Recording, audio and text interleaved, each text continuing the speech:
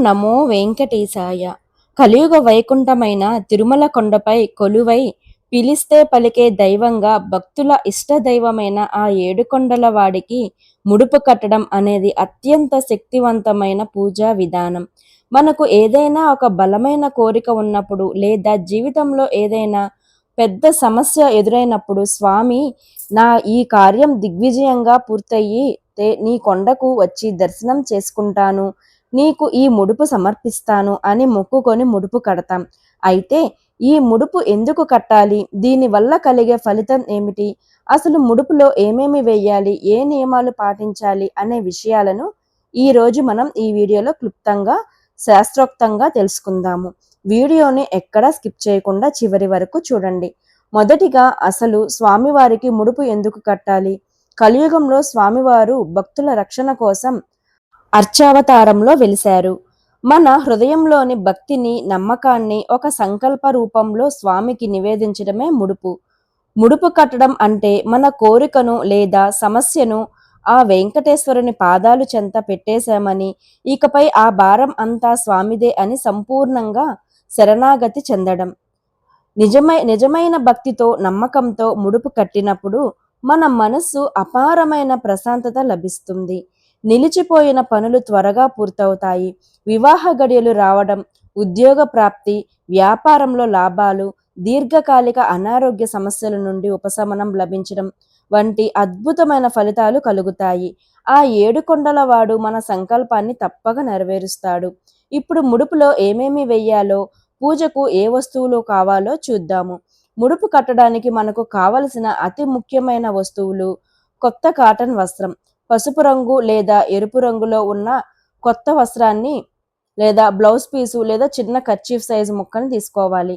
పసుపు, కుంకుమ, అక్షంతలు, వస్త్రాన్ని శుద్ధి చేయడానికి, పూజించడానికి. చిల్లర నాణేలు మన స్తోమతను బట్టి రూ. 11 లేదా రూ. 21 లేదా రూ. 51, రూ. 101 నాణేలు సిద్ధం చేసుకోవాలి. రూపాయి, రూ. 5 లేదా రూ. 10 కాయిన్స్ వాడవచ్చు. నాణాలు వీలైనంత వరకు కొత్తగా, శుభ్రంగా ఉండాలి. పూజా వస్తువులు: ఒక కొబ్బరికాయ, తాంబూలం, 2 తమలపాకులు, ఒక వక్క, అరటిపండ్లు, అగరబత్తీలు మరియు హారతి కర్పూరం. ఇక ముడుపు ఎలా కట్టాలో చూద్దాము.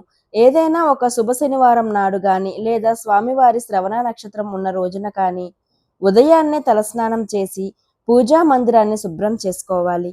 ముందుగా మనం తీసుకున్న పసుపు లేదా ఎరుపు వస్త్రాన్ని 4 వైపులా మధ్యలో పసుపు, కుంకుమ బొట్లు పెట్టాలి.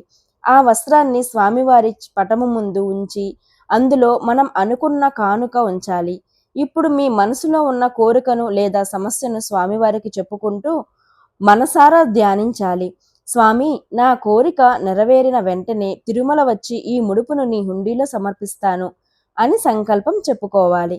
ఆ తరువాత ఆ వస్త్రాన్ని 3 ముడులు వేస్తూ ఒక్కో మూటలా కట్టాలి. ప్రతి ముడి వేసేటప్పుడు ఓం నమో వెంకటేశాయ లేదా గోవింద గోవింద అని సమర్పించాలి. కట్టిన ముడుపుకు కూడా పసుపు, కుంకుమ రాయాలి.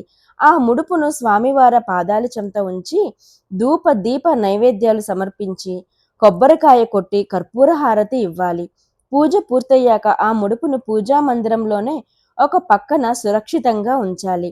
మీ కోరిక నెరవేరిన తర్వాత ఆ మూటను విప్పకుండా అలాగే తిరుమల కొండకు తీసుకువెళ్ళి శ్రీవారి హుండీలో సమర్పించాలి. చూశారు కదా, ఎంతో పవిత్రమైన వెంకటేశ్వర స్వామి వారి ముడుపు కట్టే విధానం. పరిపూర్ణమైన నమ్మకంతో మీరు కూడా ఇలా ముడుపు కట్టి ఆ స్వామివారి కృపకు పాత్రులు అవ్వాలని కోరుకుంటున్నాను. ఈ సమాచారం మీకు నచ్చినట్లయితే తప్పకుండా ఈ వీడియోని లైక్ చేయండి. మీ ఫ్రెండ్స్ మరియు ఫ్యామిలీ మెంబర్స్కి షేర్ చేయండి. మరిన్ని భక్తి సమాచారాల కోసం మన ఛానల్ని ఇప్పుడే సబ్స్క్రైబ్ చేసుకోండి. ఓం నమో వెంకటేశాయ అని కామెంట్ బాక్స్లో కామెంట్ చేయండి. అంతా మంచి జరుగుతుంది. ఏడుకొండలవాడ వెంకటరమణ గోవింద గోవింద.